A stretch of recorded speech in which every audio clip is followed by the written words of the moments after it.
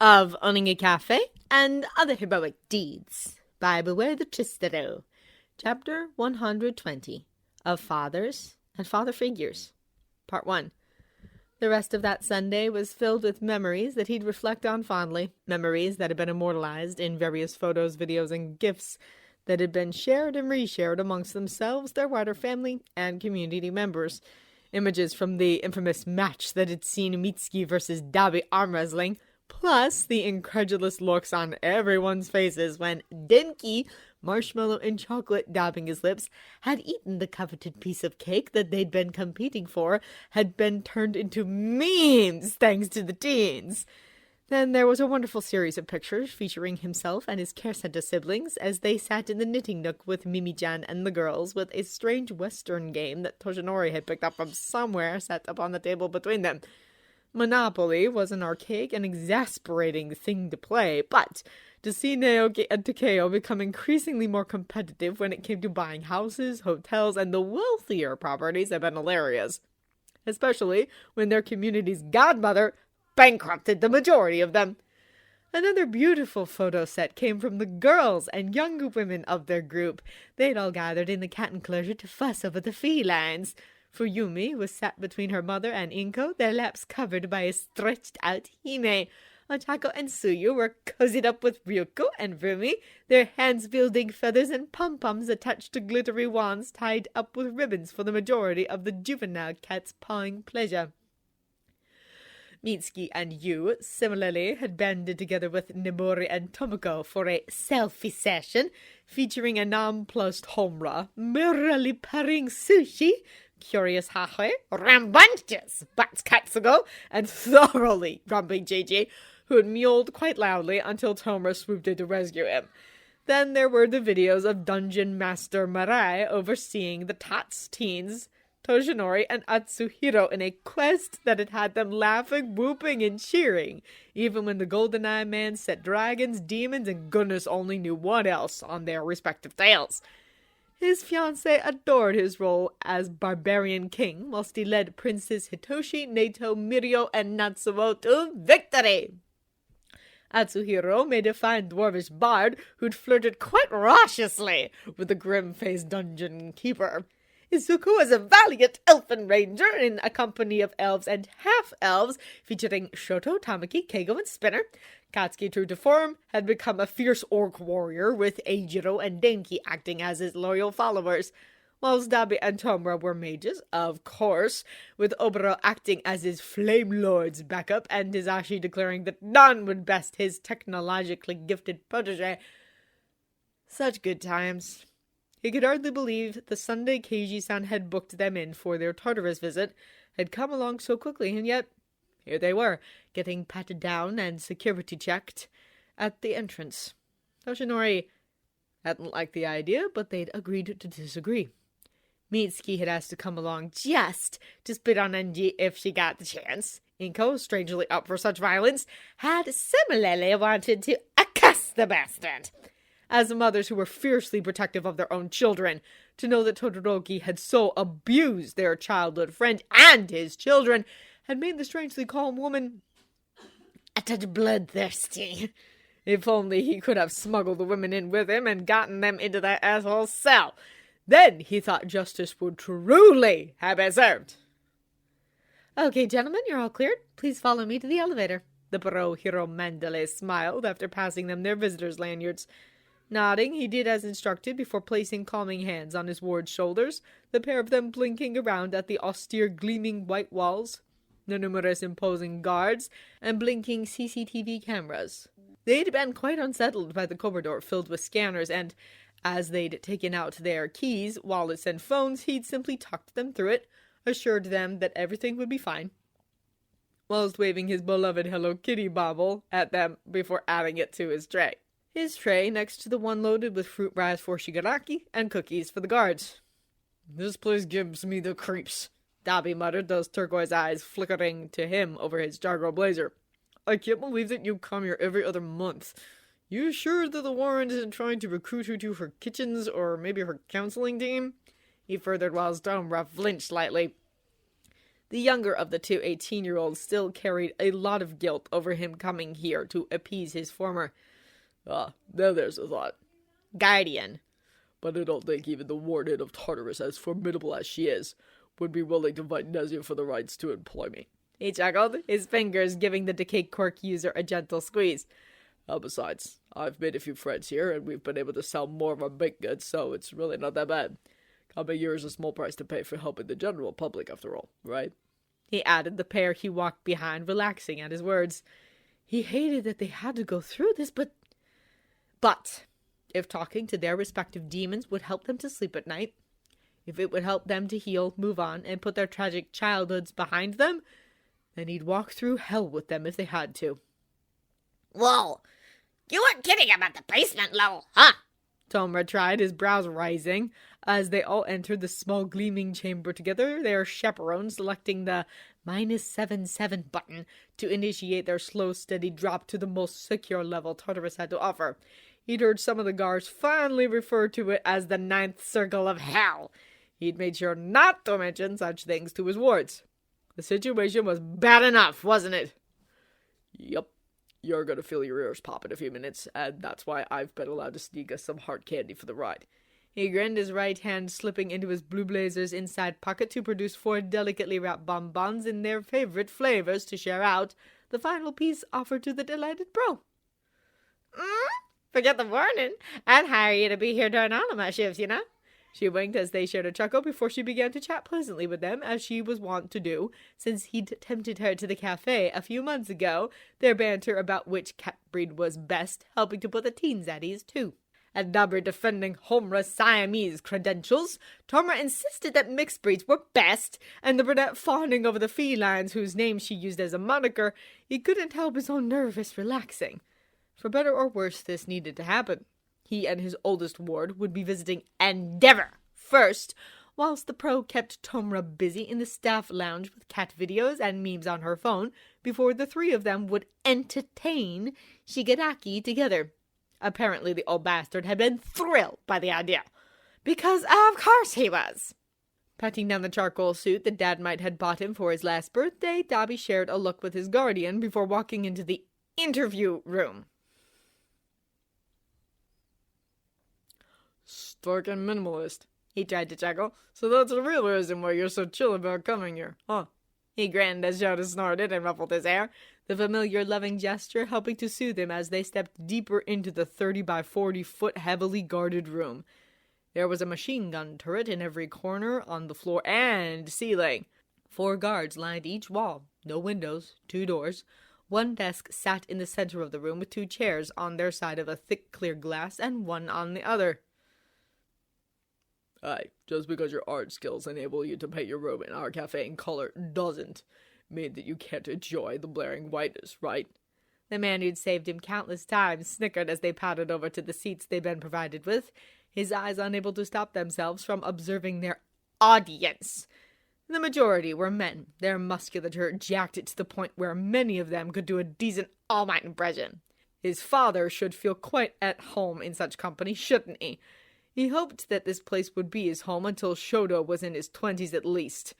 He couldn't bear the thought of that monster getting out sooner to pour more of his toxic influence on the emotionally stunted little boy who'd sapped passionately and clung to his leg when he told him he could be anything he wanted, do anything he wanted, and go to an actual school with Izuku and Katsuki when he was ready.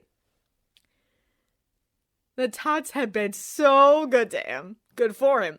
Mirio and Tamaki had all but adopted Natsuo alongside Keigo and the other heroes in training as well.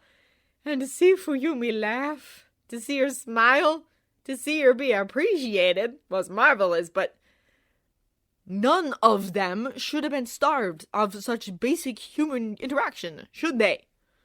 You okay? Blinking out of his thoughts, Dabby turned to his true father and tried his best to smile and relax. I will be. He managed, his body's posture slowly easing. Thanks to you. Thanks to everything you've done for me. He breathed, his eyes then shifting to the door on the other side of the room, his brows lowering. And after I've given him a piece of my mind. Nodding at his first ward, his oldest ward, and a young man who he couldn't be more proud of if he tried, Shouta attempted to settle his own resolve. He was 100% sure that Todoroki Enji wouldn't like him being here. He also knew that regardless of his personal feelings, that this was Dabi's show. He'd not interrupt, talk, or intervene unless he was asked. Todoroki is coming into the interview room now, guys. Watching as the young man he loved like a son, who was his son in so many ways, balk and blink at him, he couldn't help his little snicker. Battle-Ace quirk is really something, huh? Do you feel a little tingly? He grinned when the other rubbed at his arms.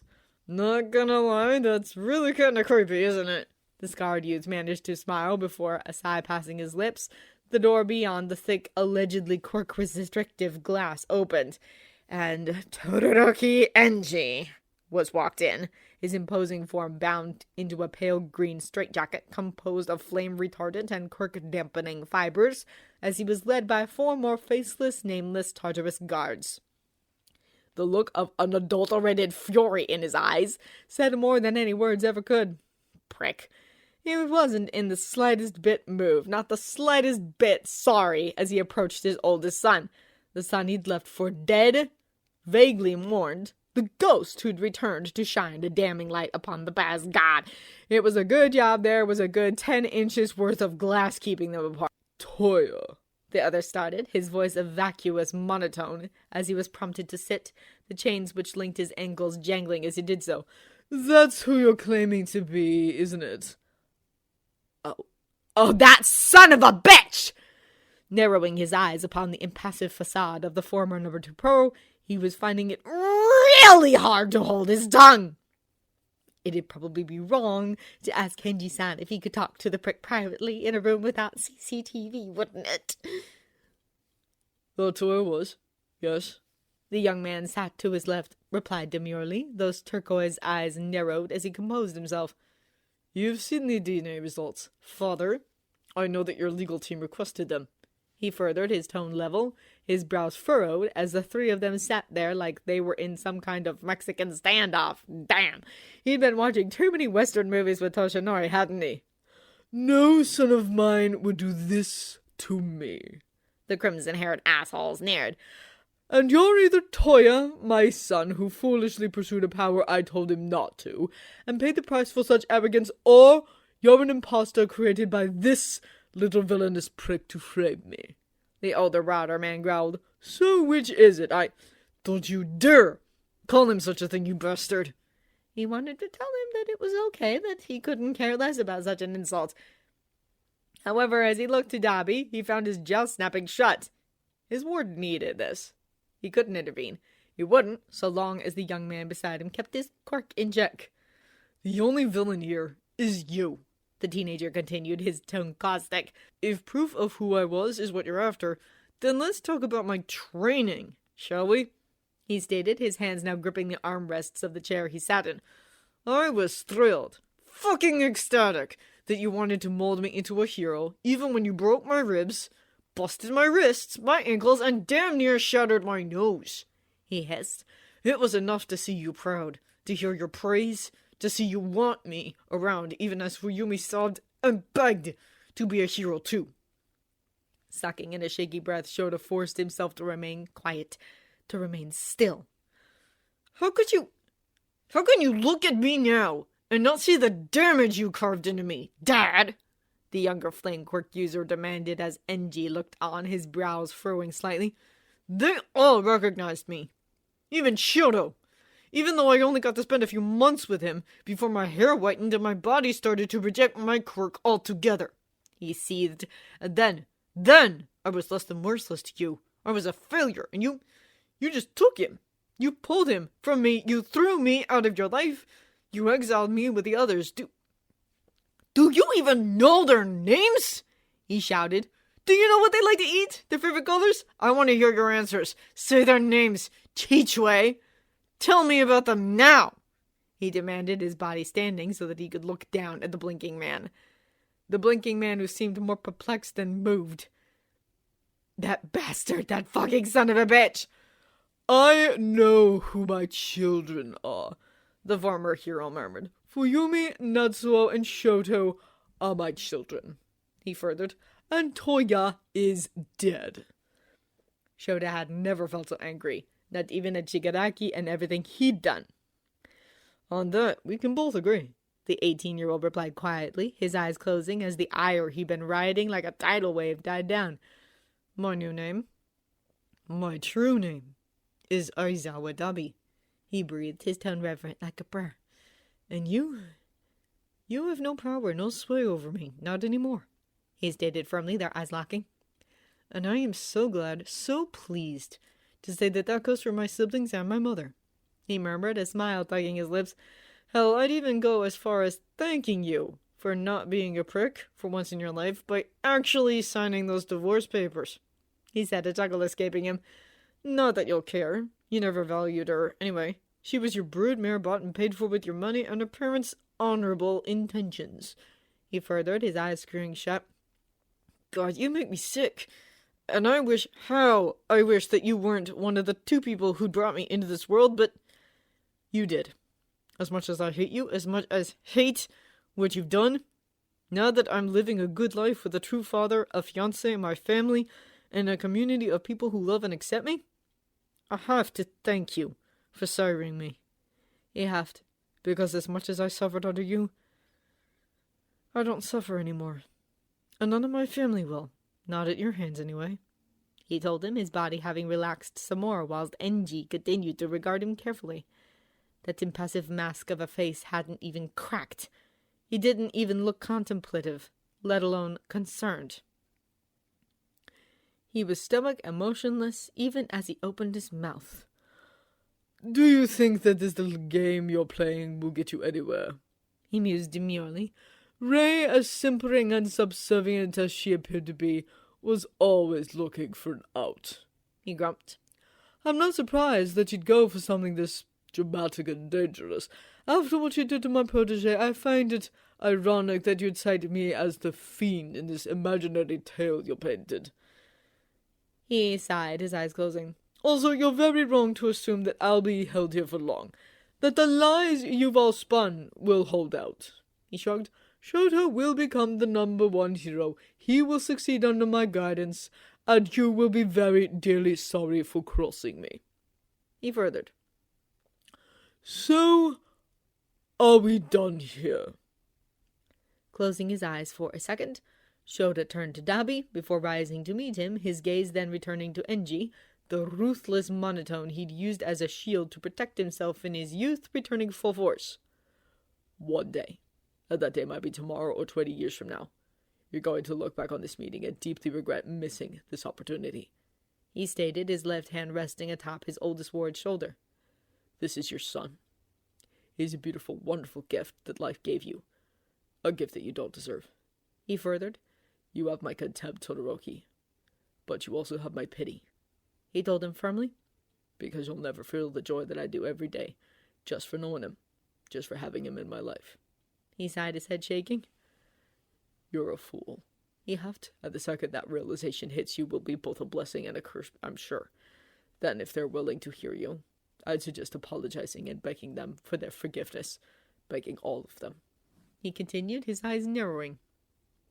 And should they accept that, then we'll be here for you to help you change. Because even though you've done hideous things, it's never too late to become a better person. You don't have to be defined by your past. He acknowledged before turning to the scarred youth beside him. Is there anything else you'd like to say to him now? No. The 18-year-old breathed, his gaze locked with the crimson-haired man's impassive stare. He's eaten up too much of my life, and since this is all he's had to say to me, well, after the trial, I just want to live my life. I want to enjoy being free, being an Aizawa. He grinned his snicker, leaving him. That's what beautiful, wonderful gifts should get to do, right? He managed, an arm looping around his shoulders as the turquoise-eyed man led them toward the door. I am going to want that on every birthday cake and card from now on, you know? Why stop there? He chuckled fondly, neither of them looking back, not even once. We'll put it on a t-shirt for you, too.